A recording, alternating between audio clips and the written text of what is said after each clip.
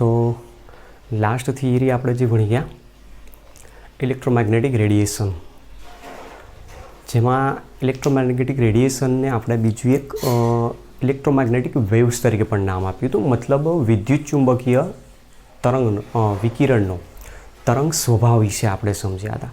હજુ થોડું ઘણી એ ડેવલપમેન્ટમાં આપણે થોડુંક સમજવાનું બાકી છે, સમજતા જઈએ આગળ શું છે. તો આપણો જે લાસ્ટ ટોપિક હતો એની અંદર સમજાયો હતો electromagnetic radiation.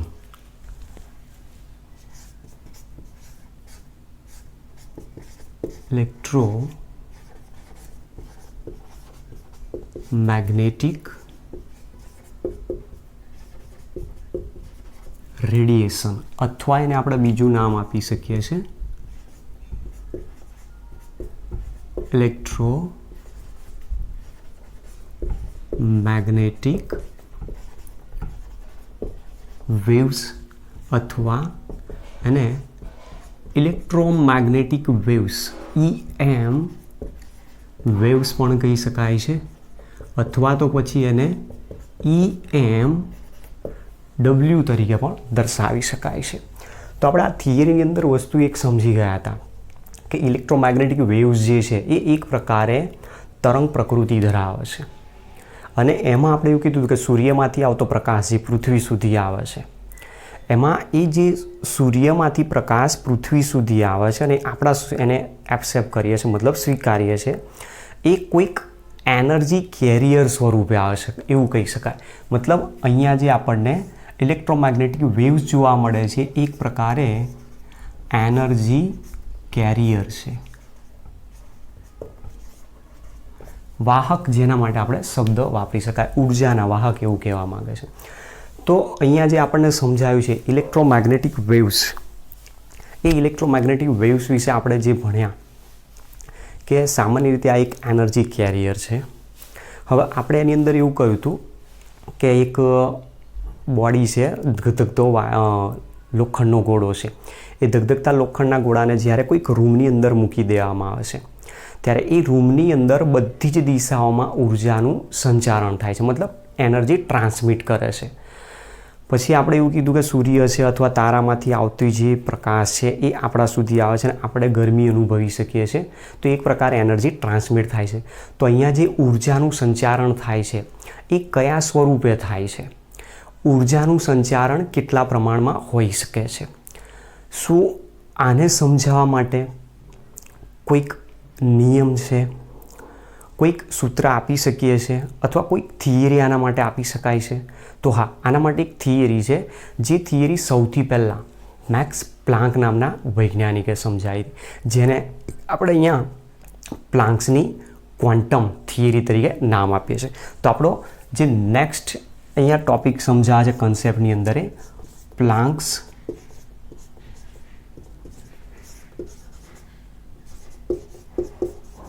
Quantum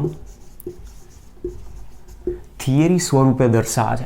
electromagnetic radiation, electromagnetic waves જે હતું એમાં વિદ્યુત ચુંબકીય વિકિરણની તરંગ પ્રકૃતિ સમજાવે છે, જ્યારે આની અંદર પ્લાન્ક્સ ક્વોન્ટમ થિયરીની અંદર એની પાર્ટિકલ નેચર સમજાવે છે. આપણે આગળ જતાં સમજવાનું છે થિયરીમાં. તો અહીંયા પ્લાન્ક ક્વોન્ટમ થિયરી આપેલી છે, અને જે પ્લાન્ક ક્વોન્ટમ થિયરી શોધાય એના બદલામાં મેક્સ પ્લાન્કને નોબેલ પ્રાઇઝ પણ મળેલું છે. તો મતલબ અહીંયા આપણી પાસે જે ડેવલપમેન્ટ આવ્યું હતું એ પહેલા નંબરમાં ઇલેક્ટ્રોમેગ્નેટિક રેડિયેશનનું હતું, ને ત્યાર પછી બીજું જે ડેવલપમેન્ટ સમજાવે છે પ્લાન્ક ક્વોન્ટમ થિયરી છે. તો પ્લાન્ક ક્વોન્ટમ થિયરી શું છે? પ્લાન્ક ક્વોન્ટમ થિયરી માત્ર ને માત્ર વિદ્યુત ચુંબકીય તરંગોને જ લાગુ પાડી શકાય છે. આ એક વસ્તુ ધ્યાન રાખવાની છે, માત્ર વિદ્યુત ચુંબકીય વિકિરણ અથવા તરંગોને જ લાગુ પડે છે એવું કહેવા માંગે છે. એટલે આના સિવાય બીજું કોઈ પણ પ્રકારના વિકિરણ હોય, કોઈ પણ તરંગ હોય, તો તમે પ્લાન્ક ક્વોન્ટમ થિયરી એને વાપરી શકતા નથી. હવે આની અંદર આપણે કહ્યું એ મુજબ કે મેક્સ પ્લાન્કે જે સમજાવ્યું તો એ થિયરીમાં શું સમજાવે, આપણે કીધું કે ઇલેક્ટ્રોમેગ્નેટિક વેવ્સ એક પ્રકારના એનર્જી કેરિયર છે. હવે મેક્સ પ્લાન્ક એવું કહે છે કે આપણે કહ્યું એ મુજબ કે સૂર્યમાંથી આવતી જે ઉર્જા છે, જે પ્રકાશ છે, એ આપણા સુધી પહોંચે, જેના કારણે આપણને ગરમી અનુભવીએ છીએ. તો એ એક પ્રકારે એનર્જી કેરિયર છે, બરાબર છે, પણ એ એનર્જી જે જોવા મળે છે એક પ્રકારના પેકેટ્સ, નાના નાના પેકેટ સ્વરૂપમાં જોવા મળે. કઈ રીતે? તો એ પણ સમજવા જેવું છે કે આપણે જ્યારે તડકામાં ઊભા રહીએ છીએ, ત્યારે તડકામાંથી આવતી જે ઉર્જા છે એના કારણે આપણને ગરમી લાગે છે. હવે આપણે એવું કહીએ છીએ કે એ ગરમી સતત આપણા શરીરને ગરમ કરી રહી છે, પણ મેક્સ પ્લાન્ક એવું કહે છે કે એ આવતી જે ઉર્જા, જે ગરમી છે, એ સતત નથી, પણ એ અસતત છે. અને અસતત કયા સ્વરૂપમાં? તો જે એનર્જી કેરિયર છે, એ એનર્જી કેરિયર એક પ્રકારના નાના નાના એનર્જી બંડલ સ્વરૂપમાં આવે છે, નાના નાના એનર્જી પેકેટ સ્વરૂપમાં આવે છે. અને એ જે એનર્જી પેકેટ્સ છે એને મેક્સ પ્લાન્કે ક્વોન્ટમ નામ આપ્યું હતું. અને એ જ ક્વોન્ટમ કે જે એનર્જી ટ્રાન્સમિટ કરે છે, મતલબ એ ઇલેક્ટ્રોમેગ્નેટિક રેડિયેશન કે જેમાં ક્વોન્ટમ સ્વરૂપે એ પોતે એનર્જી ટ્રાન્સમિટ કરે છે, એને મેક્સ પ્લાન્કે ફોટોન તરીકે નામ આપ્યું છે. તો આપણી પાસે અહીંયા એક બીજો શબ્દ આવે છે, તો અહીંયા જે કહેવા માંગે છે એને સમજીએ કે અહીંયા જે કીધું એ મુજબ કે જે ઉર્જા આવે છે ફોટોન સ્વરૂપે આવે છે. તો ફોટોન એકચ્યુઅલી છે શું? તો એ એનર્જી પેકેટ્સ સ્વરૂપે જોવા મળે છે, અથવા એનર્જી બંડલ સ્વરૂપે જોવા મળે છે, અથવા જેને એનર્જી ક્વોન્ટમ કહે છે. અને એને મેક્સ પ્લાન્કે નામ આપ્યું હતું છેલ્લે ફોટોન્સ. તો આ એક ઇમ્પોર્ટન્ટ પોઈન્ટ અહીંયા સમજાયો છે કે મેક્સ પ્લાન્ક એવું કહે છે કે જે પણ ઇલેક્ટ્રોમેગ્નેટિક રેડિયેશન થાય છે, એ ઇલેક્ટ્રોમેગ્નેટિક રેડિયેશનમાં એનર્જી કેરિયર છે, અને એ એનર્જી કેરિયર એક નાના નાના પેકેટ સ્વરૂપે જોવા મળતો હોય છે, જે એનર્જી પેકેટ્સ તરીકે ઓળખાય, જેને એનર્જી બંડલ્સ તરીકે ના આવે. એટલે નાના નાના બંડલ્સ ભેગા થઈને એનર્જી ટ્રાન્સમિટ કરે છે, અને એને જ એનર્જી ક્વોન્ટમ તરીકે નામ આપ્યું છે. અને આ એનર્જી ક્વોન્ટમને જ મેક્સ પ્લાન્કે સૌથી પહેલાં નામ આપ્યું હતું ફોટોન તરીકે. તો હવે અહીંયાથી આપણે પાસે પ્રશ્ન એ કે આવે કે અહીંયા જે એનર્જી ક્વોન્ટમ છે અથવા જે ફોટોન્સ છે, શું એ ફોટોનની ઉર્જા ગણતરી કરી શકાય ખરી?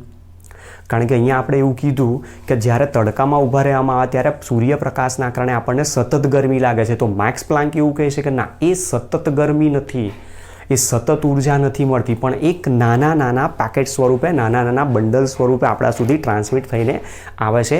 અને એ જે એનર્જી બંડલ, એનર્જી પેકેટ છે, જે એનર્જી ક્વોન્ટમ કહેવાય છે, એક ફોટોન સ્વરૂપે ઉર્જા છે. મતલબ સૂર્યમાંથી અથવા કોઈ પણ ઉર્જાના સ્ત્રોતમાંથી જ્યાંથી ઇલેક્ટ્રોમેગ્નેટિક રેડિયેશન થાય છે, જ્યાંથી ઇલેક્ટ્રોમેગ્નેટિક વેવ્સ જનરેટ થાય છે અથવા ઉત્પન્ન થાય છે, એમાંથી આવતી ઉર્જા આપણા સુધી એક નાના નાના પેકેટ સ્વરૂપે આવે છે, મતલબ એક ફોટોન સ્વરૂપે આવે છે, નહીં કે સતત સ્વરૂપે. તો આ જે તે ફોટોન છે અથવા ક્વોન્ટમ છે, શું એની ઉર્જા મેળવી શકાય ખરી? એની ઉર્જા માટે કોઈ ઇક્વેશન આપી શકાય? તો હા, એના માટે મેક્સ પ્લાન્ક એવું કહે છે કે જે પણ ઇલેક્ટ્રોમેગ્નેટિક રેડિયેશન જોવા મળે છે, એમાં જે ફોટોનની ઉર્જા છે અથવા જે ક્વોન્ટમની ઉર્જા છે, એ ઇલેક્ટ્રોમેગ્નેટિક રેડિયેશન અથવા ઇલેક્ટ્રોમેગ્નેટિક વેવ્સની આવૃત્તિના સમપ્રમાણમાં જોવા મળે છે. મતલબ અહીંયા કહેવા એવું માગું છું કે કોઈ પણ ક્વોન્ટમની ઉર્જા, કોઈ પણ ક્વોન્ટમની ઉર્જા જેને આપણે E તરીકે દર્શાવીએ છીએ, એ જે તે ઇલેક્ટ્રોમેગ્નેટિક રેડિયેશન અથવા ઇલેક્ટ્રોમેગ્નેટિક વેવની આવૃત્તિના સમપ્રમાણ હોય છે, મતલબ ઇઝ પ્રપોઝનલ ટુ ન્યૂ તરીકે દર્શાવે છે.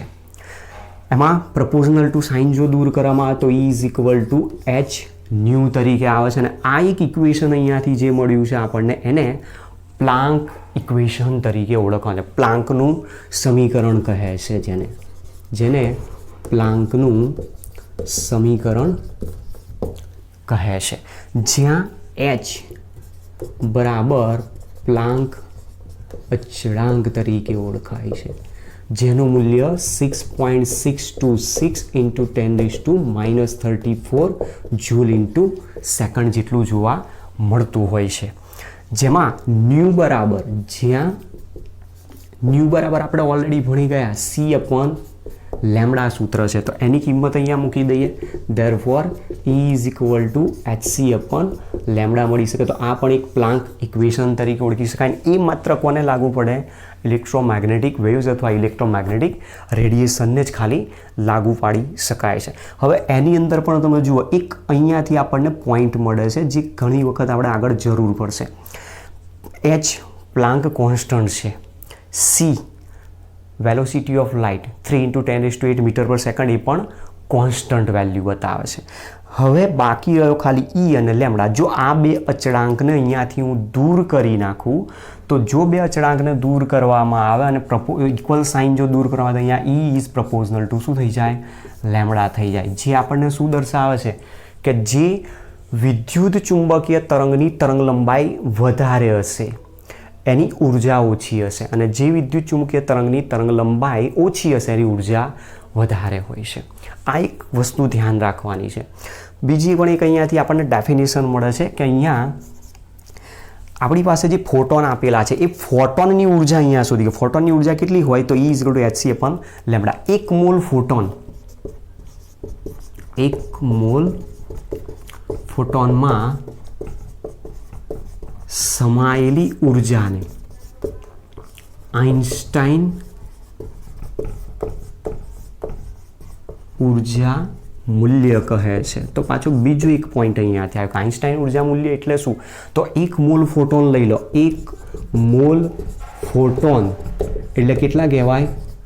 એવોગેડ્રો નંબર જેટલા, જેને આપણે બતાવ્યા 6.602 10⁻⁻23. તો આપણી પાસે આ એવોગેડ્રો નંબરનો પોઈન્ટ આપણે ઓલરેડી શીખી ગયા છે જેની વેલ્યુ 6.022 × 10⁻23 જેટલી આપણે દર્શાવતા હોઈએ છીએ. તો 1 મોલ ફોટોનમાં સમાયેલી ઉર્જાને તેનું આઇન્સ્ટાઈન ઉર્જા મૂલ્ય તરીકે ઓળખવામાં આવે છે. તો ધેરફોર 1 આઇન્સ્ટાઈન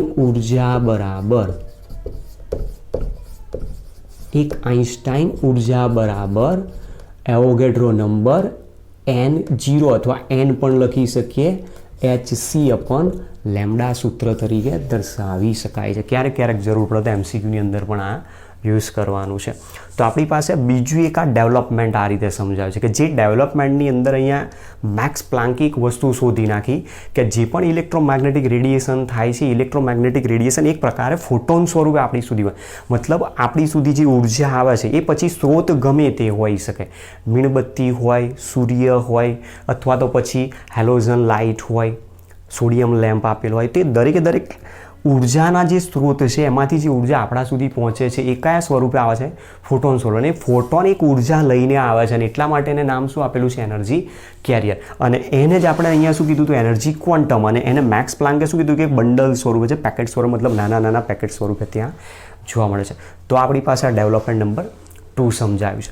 હવે આ થિયરીની અંદર આપણે એક લાસ્ટ ટોપિકની અંદર એક પોઈન્ટ બતાવ્યો હતો અલગ પ્રકારના વિદ્યુત ચુંબકીય તરંગો જેની અંદર કોસ્મિક રેઝ, પછી gamma rays, X rays, ultraviolet rays, visible rays, પછી માઇક્રોવેવ રેઝ, ઇન્ફ્રારેડ રેઝ અને રેડિયો તરંગો. આ વિશે આપણે થોડી ઘણી એની અંદર માહિતી આપી હતી. હવે એ બધું એકચ્યુઅલી શું છે એને આપણે અહીંયા થોડુંક એનું મહત્ત્વ શું છે એના વિશે સહેજ પોઈન્ટ સમજીએ. પછી આગળ આપણે જે થિયરી જોવાની છે કે જેમાં અહીંયા આપણે કહીએ છીએ કે આપણી જે થિયરી અહીંયા જે ડેવલપમેન્ટ છે શેના માટે છે? પરમાણુ મોડલ જે બોર દ્વારા સમજાવેલું છે, બોર એટોમિક મોડલ, એને સમજવા માટે જે કેટલાક બેઝિક ડેવલપમેન્ટની જરૂર છે એની માહિતી આપણે. એમાંનું એક બેઝિક ડેવલપમેન્ટ આપણું ઇલેક્ટ્રોમેગ્નેટિક રેડિયેશન, જેમાં કીધું કે વિદ્યુત ચુંબકીય વિકિરણ એ તરંગ સ્વરૂપે અસ્તિત્વ ધરાવે છે. બીજા નંબરમાં અહીંયા આપેલું છે પ્લાન્ક્સ ક્વોન્ટમ થિયરી. અને પ્લાન્ક્સ ક્વોન્ટમ થિયરીની અંદર કીધું છે કે ઇલેક્ટ્રોમેગ્નેટિક વેવ્સ જે ઉત્પન્ન થાય છે એ વેવ્સ એક પ્રકારે ફોટોન સ્વરૂપે એનર્જી લઈને આવે છે. અને અહીંયા એક ઘટક સ્વરૂપે બતાવેલો છે એટલે એને પાર્ટિકલ નેચર પર બતાવે છે એવું આપણે આગળ જતાં સમજાવીશું. તો બીજો પોઈન્ટ આની અંદર સમજીએ કે જે ઇલેક્ટ્રોમેગ્નેટિક વેવ્સ આપેલા છે એ અલગ પ્રકારના ઇલેક્ટ્રોમેગ્નેટિક વેવ્સ અથવા ઇલેક્ટ્રોમેગ્નેટિક રેડિયેશન્સ જે જોવા મળે છે એને આપણે ઉપયોગ કઈ રીતે સમજી શકીએ, મતલબ એનું મહત્ત્વ શું છે, એનું ઇમ્પોર્ટન્ટ શું છે. તો અહીંયા આપણી પાસે જે પ્લાન્ક્સ ઇક્વેશન આવ્યું છે એ પ્લાન્ક ઇક્વેશનની અંદરથી આપણને જે સૂત્ર મળ્યું એક E is equal two H new. હવે અહીંયા આપણી પાસે તમે જુઓ કે ઈ જે છે એ ઉર્જા છે અને ઉર્જાનો એકમ આપણે શેમાં બતાવીએ છીએ? જૂલમાં. ન્યૂ આવૃત્તિ છે, આવૃત્તિનો એકમ આપણે બતાવીએ છીએ હર્ટ્ઝ અથવા સેકન્ડ ઇન્વર્સ, બેમાંથી કોઈ પણ એક. તો આમાંથી તમે જો આને સૂત્ર કરતા બનાવો એચને, H is equal to E upon nu થઈ જાય.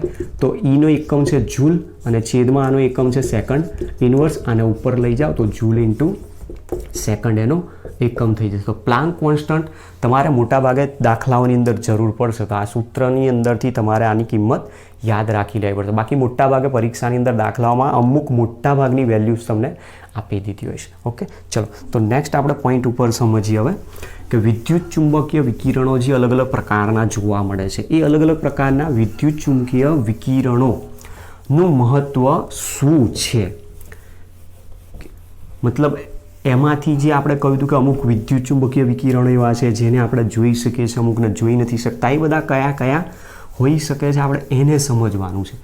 તો લાસ્ટ જે મેં સમજાયું હતું તમને એ વખતે કહ્યું હતું કે આખી આ એક પ્રકારનો ચોક્કસ ક્રમમાં દર્શાવેલું છે, એને આપણે સમજવા.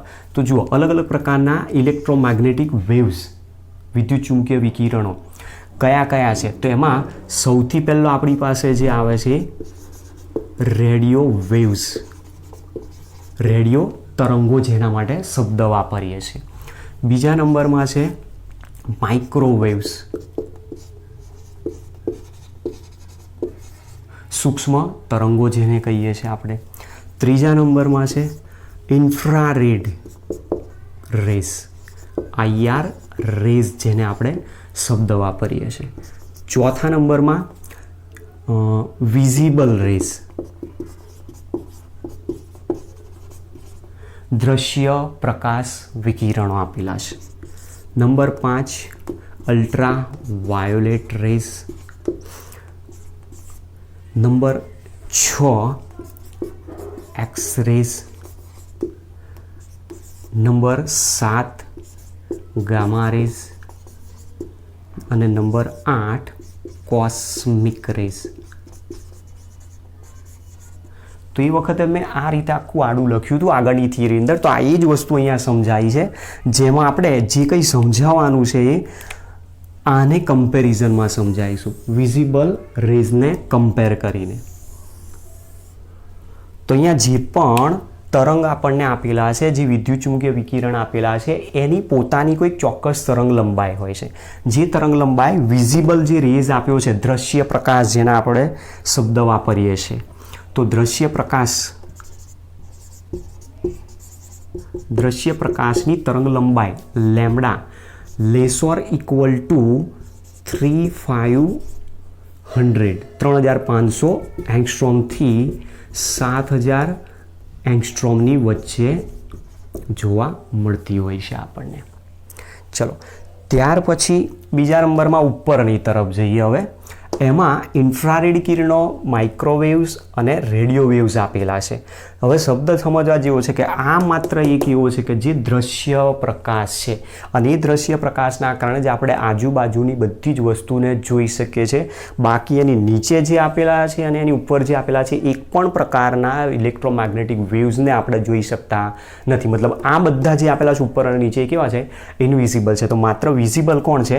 તો દ્રશ્ય પ્રકાશ એકલા જોવા મળે. અને એ જે દ્રશ્ય પ્રકાશ આપણને જોવા મળે છે, દ્રશ્ય પ્રકાશ એકચ્યુઅલી ક્યાં છે? તો આપણે આને વિબગ્યોર તરીકે નામ આપીએ છીએ. મેઘધનુષ જ્યારે રચાતું હોય છે ત્યારે એ જે પ્રકાશ સામાન્ય રીતે કોઈ પણ સફેદ પ્રકાશ હોય, કોઈ પણ સફેદ પ્રકાશ જુદા જુદા 7 રંગોનો બનેલો છે. એ સફેદ પ્રકાશનું જ્યારે કોઈ પણ એવા પ્રિઝમમાંથી પસાર કરવામાં આવે, જ્યારે એનું એમાંથી વિભાજન થતું હોય ત્યારે આવા અલગ અલગ પ્રકારના 7 રંગોમાં એનું વિભાજન થાય.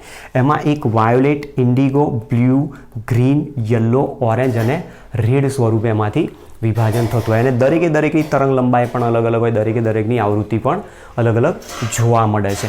તો આ એક એવા પ્રકારનું આપણને સ્પેક્ટ્રમ આપેલો છે, વર્ણપટ વિઝિબલ રેઝ માટેનું, જે આપણે જોઈ શકીએ છીએ. ત્યાર પછી ઇન્ફ્રારેડ વેવ્સ આપેલા છે. ઇન્ફ્રારેડ વેવ્સ જે આપણને જોવા મળે છે, ઇન્ફ્રારેડ વેવ્સ 7000 એંગસ્ટ્રોમ એની તરંગ લંબાઈ less or equal to 7000 angstrom. મતલબ અહીંયા 7000 એંગસ્ટ્રોમ જેટલી અથવા એના કરતાં વધારે અથવા તો લેસ ઓર ઇક્વલ ટુ 10⁻⁸ મીટરની વચ્ચે આપણને જોવા મળતી હોય છે. માઇક્રોવેવ્સ આપેલા છે. માઇક્રોવેવ્સની તરંગ લંબાઈ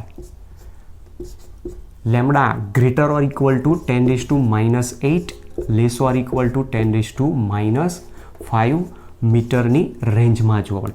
તો આની અંદર તમે જુઓ શરૂઆતમાં વિઝિબલ રેઝ આપેલું તો એની તરંગ લંબાઈ greater or equal to 3500 angstrom less or equal to 7000 angstrom બતાવેલી છે. અથવા એનીથી ઉપર તમે જાઓ છો તો ઇન્ફ્રારેડ વેવ્સ માટેની તરંગ લંબાઈ 7000 એંગસ્ટ્રોમથી 10⁻⁸ મીટરની વચ્ચે છે. એંગસ્ટ્રોમ 10⁻10 લઈએ છે અને મીટર 10⁻8માં એ બધા મતલબ વેલ્યુ તમે જુઓ શું થાય છે, વધતી જાય છે. 10⁻10 10⁻8 રેન્જ વધતી જાય. પછી એ જ પ્રમાણે 10⁻8 10⁻5ની વચ્ચેની રેન્જ બતાવી, મતલબ અહીંયા તરંગ લંબાઈમાં વધારો થતો જાય છે.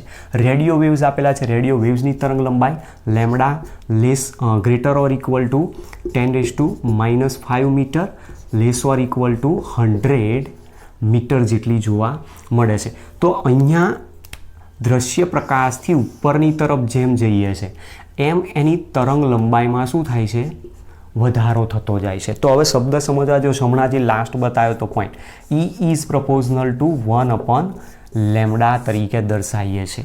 તો મતલબ અહીંયા કહેવા એવું માગે છે કે જો તરંગ લંબાઈ વધતી હોય તો પેલા સૂત્ર મુજબ એની ઉર્જા શું થવી જોઈએ, ઘટવી જોઈએ. તો મતલબ એનર્જી અહીંયા શું થાય છે, આ તરફ જતાં ઘટતી જાય છે. ઉર્જા ઓછી છે, ઇન્ટેન્સિટી ઓછી. તો મતલબ એ દરમિયાન અહીંયા આપણને સમજાવે છે કે શું હોઈ શકે છે. તો સમજીએ છીએ એને પણ.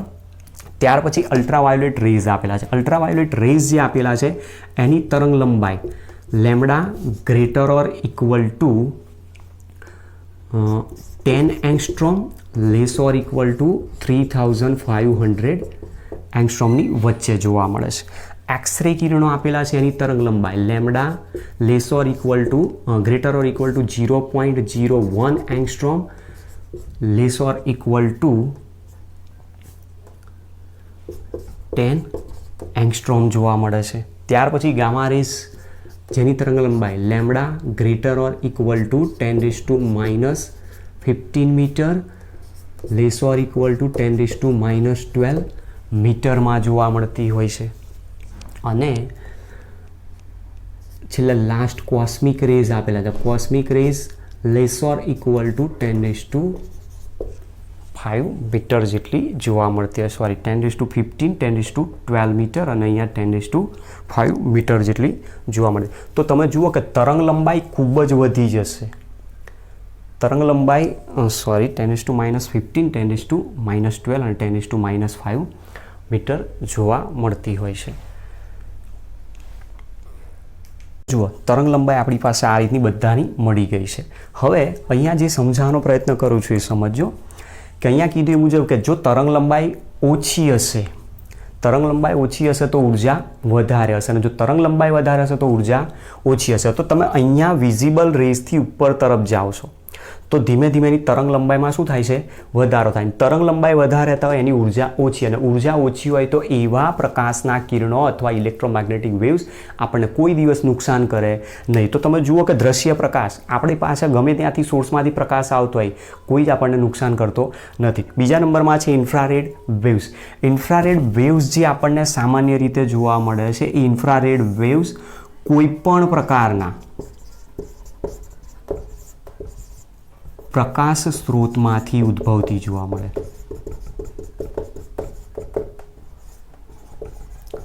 બરાબર, કોઈ પણ પ્રકારની લાઇટ સોર્સ હોય એ લાઇટ સોર્સમાંથી આપણને આ ઉત્સરતી જોવા મળે છે. તો આપણી આજુબાજુથી જે સૂર્ય જે પ્રકાશ છે, લાઇટનો પ્રકાશ, tubelight, sodium lamp, mercury lamp અથવા ગમે તે એમાંથી જે પ્રકાશ આવે એ શું છે, એક પ્રકારનો ઇન્ફ્રારેડ છે. આપણને નુકસાન કરતો નથી. ચલો ત્યાર પછી આપણો છે માઇક્રોવેવ્સ. તો માઇક્રોવેવ્સ શું, માઇક્રોવેવ્સ ક્યાં જોવા મળતા હોય? તો માઇક્રોવેવ સામાન્ય રીતે મોબાઈલ કોમ્યુનિકેશનની અંદર જોવા મળતા હોય છે. પછી બીજા નંબરમાં રડાર સિસ્ટમ જે છે, રડારની અંદર એનો યુઝ થાય છે. તો મોબાઈલ કોમ્યુનિકેશન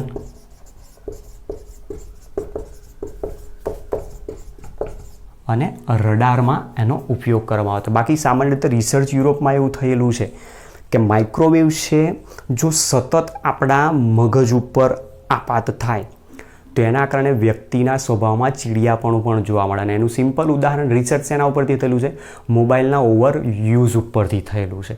તો જે વ્યક્તિ વધુ પડતા મોબાઈલનો યુઝ કરે છે એના માઇન્ડ ઉપર વધુ ને વધુ આવા માઇક્રોવેવ્સ ઇફેક્ટ કરતા હોય છે, જેના કારણે રિસર્ચમાં એવું કીધું છે કે એનો સ્વભાવ ચીડો છે. બાકી એકચ્યુઅલી આવું બધું બહુ ઓછું જોવા મળતું હોય.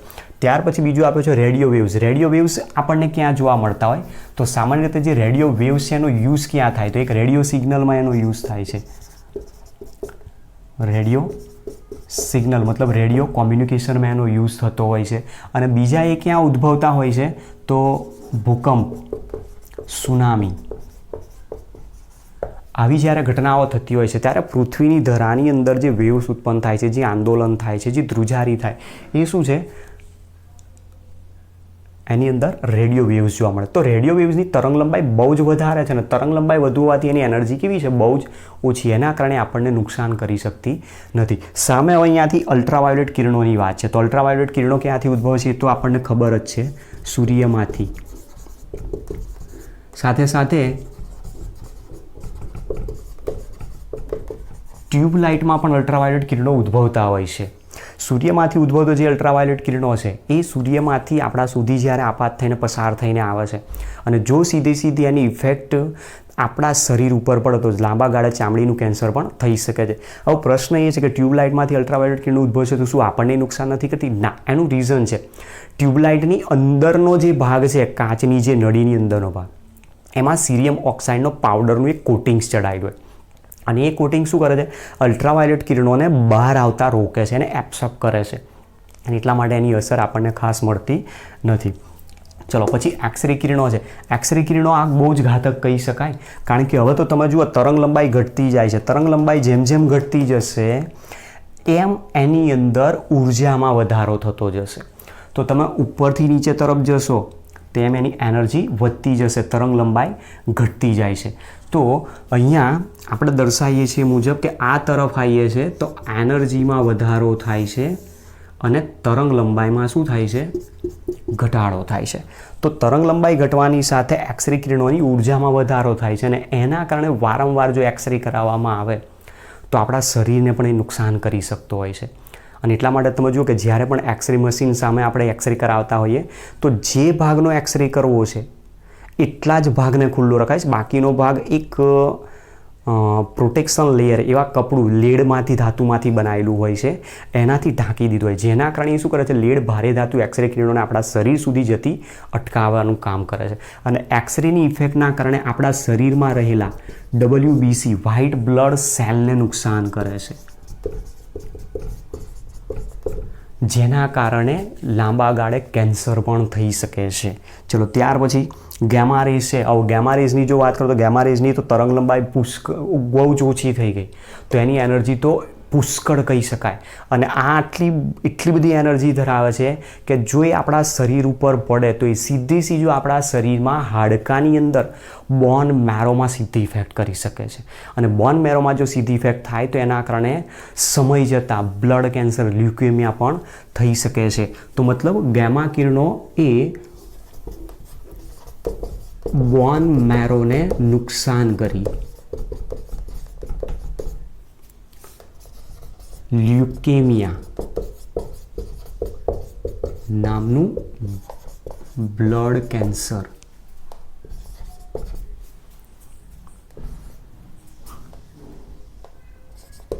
દર્શાવે છે. તો બ્લડ કેન્સર થવા પાછળનું મેઇન કારણ શું છે? કે આપણા શરીરના જે બોન મેરો હોય છે, કે જે બોન મેરોમાંથી WBC અને RBC વ્હાઇટ બ્લડ સેલ અને રેડ બ્લડ સેલ પ્રોડ્યુસ થતા હોય છે. એમાં RBC પ્રોડ્યુસ થવાનું ઓછું કરવા મળે, જેના કારણે પ્લેટલેટ્સના કાઉન્ટ્સ વધતા જાય, અને કાઉન્ટ્સ વધે છે એના કારણે શું થવા મળે? લાંબા ગાળે બ્લડ નેચરલી બનવાનું બંધ થઈ જતું હોય. અને એ જે ઘટના બતાવે છે શું બતાવે છે? એક પ્રકારે બ્લડ કેન્સર, લ્યુકેમિયાની સિમ્ટમ્સ બતાવે છે. ચલો ત્યાર પછી આપણો જો કોસ્મિક રેઝ. તો કોસ્મિક રેઝ ક્યાં હોય? સૂર્યના કોર વિસ્તારની અંદર, સૂર્યનો અંદરનો જે ભાગ છે, જેની અંદર તમે વિચારી પણ નહીં શકો 6000 ડિગ્રી સેન્ટીગ્રેડ જેટલું ટેમ્પરેચર હોઈ શકે છે. તો એટલા ઊંચા તાપમાને ત્યાંથી આ કોસ્મિક રેઝ નીકળતા હોય. તો એના દ્વારા તો અહીંયા વાત જ ના કરી શકાય કે જો આટલી તરંગ લંબાઈ અને ઉર્જા ધરાવતું જો કેન્સર કરી શકતો કે જેનાથી વ્યક્તિની મૃત્યુ સંભવ છે, તો પછી કોસ્મિક રેઝ જો આપણા ઉપર આવે તો પછી વાત પૂરી જ થઈ ગઈ. પણ એ ઘટના આપણે બહુ મોટી ભાગે જોઈ શકતા નથી. તો આ ક્યાં જોવા મળે છે? સૂર્યના કોર વિસ્તારમાં આપણને કોસ્મિક રેઝ જોવા મળી શકતા હોય. તો આ પ્રમાણે આપણી પાસે એક આખી વર્ણપટનો એક ચોક્કસ ક્રમ આપેલો છે અને એ ચોક્કસ ક્રમ તરંગ લંબાઈ અને ઉર્જા વચ્ચેના રિલેશનથી સમજાયેલો છે, જેમાંથી વિઝિબલ રેઝ આપણને જે નુકસાન નથી કરી શકતા અને જે ઇનવિઝિબલ રેઝ છે એમાંથી જેની ઉર્જા ઓછી છે એ નુકસાનકારક નથી, જેની ઉર્જા વધારે છે એ જ આપણને નુકસાન કરે છે. તો આવી કેટલીક ઇમ્પોર્ટન્ટ માહિતી આપણને આ થિયરીની અંદર પણ સમજાવેલી છે. હવે ત્યાર પછી પોઈન્ટ અહીંયા સમજીએ કે આપણે અહીંયા જે દર્શાવીએ મુજબ કે E is equal two hc/λ અથવા તો પછી E is equal two h new જે આપણે દર્શાવેલું છે, જે શું બતાવે છે કે અહીંયા કોઈ પણ તરંગ લંબાઈ ધરાવતો આપણી પાસે પ્રકાશ હોય, દાખલા તરીકે યલો લાઇટ છે, યલો લાઇટ જેની તરંગ લંબાઈ 500 એંગસ્ટ્રોમ જેટલી છે, 5000 એંગસ્ટ્રોમ, 5000 એંગસ્ટ્રોમ તરંગ લંબાઈ ધરાવતી યલો લાઇટની તમારે આવૃત્તિ જો શોધવી હોય તો તમે આવૃત્તિ શોધી શકો છો. New is equal two c/λ ઉપયોગ કરીને એમાંથી આવૃત્તિ શોધી નાખો. એની ઉર્જા કેટલી છે તો એ પ્રકાશની ઉર્જા પણ આપણે શોધી શકીએ. તો એક્ઝામ્પલની અંદર આપણે આ સૂત્રોનો ઉપયોગ કરવાનો છે. હવે બીજી કેટલીક માહિતી આની અંદર થિયરીમાં એક સામાન્ય હજુ છે કે આ જે ડેવલપમેન્ટ થયું એ ડેવલપમેન્ટ થયા બાદ એમાં કેટલીક 4 મૂળભૂત વાતો એવી છે કે જે આ ડેવલપમેન્ટ નથી સમજાવી શકતું. ઇલેક્ટ્રોમેગ્નેટિક રેડિયેશન, ઇલેક્ટ્રોમેગ્નેટિક વેવ્સ પ્રકાશની વિવર્તન અને વ્યતિકરણ પ્રકૃતિ સમજાવી શકે છે, પણ કેટલીક 4 એવી માહિતી છે જે સમજાવી શકતો નથી. મતલબ એની લિમિટેશન્સ જેના માટે હું શબ્દ વાપરી શકું છું, મર્યાદાઓ જેને આપણે કહીએ છીએ. તો ઇલેક્ટ્રોમેગ્નેટિક રેડિયેશન થિયરી જે પ્લાન્કે ક્વોન્ટમ થિયરીના આધારે સમજાયેલી છે એની મર્યાદા શું છે? તો મર્યાદાઓ અહીંયા 4 લખી દઈએ છે. જે મર્યાદાને આપણે સમજ્યા બાદ જ આગળના ડેવલપમેન્ટ બોર એટોમિક મોડલ ઉપર જઈ શકીશું, બાકી એના પહેલાં એ વસ્તુ શક્ય નથી. તો તમે જોઈ શકો છો કે બોર એટોમિક મોડલ સમજાવવા માટે નીલ બોરે કેટલી બધી વસ્તુની માહિતી એકત્રિત કરવી પડી હશે. તો નેક્સ્ટ જે આપણો પોઈન્ટ છે આની અંદર ઇલેક્ટ્રોમેગ્નેટિક રેડિયેશનની મર્યાદાઓ જેને કહીએ છીએ આપણે, મતલબ વિદ્યુત ચુંબકીય વિકિરણની મર્યાદાઓ કઈ હોઈ શકે? તો વિદ્યુત ચુંબકીય વિકિરણ એ પ્રકાશનું વિવર્તન અને વ્યતિકરણ સમજાવી શકે છે. મતલબ ઇલેક્ટ્રોમેગ્નેટિક રેડિયેશન થિયરી જે છે એ આ સમજાવી શકે. જે બધું શું છે તમારા ફિઝિક્સમાં ધોરણ 12ની અંદર આવતું હોય છે, પણ કેટલાક એવા મુદ્દા છે કે જે નથી સમજાવી શકતું. જેમાંનો એક મુદ્દો કયો છે તો બ્લેક બોડી રેડિયેશન.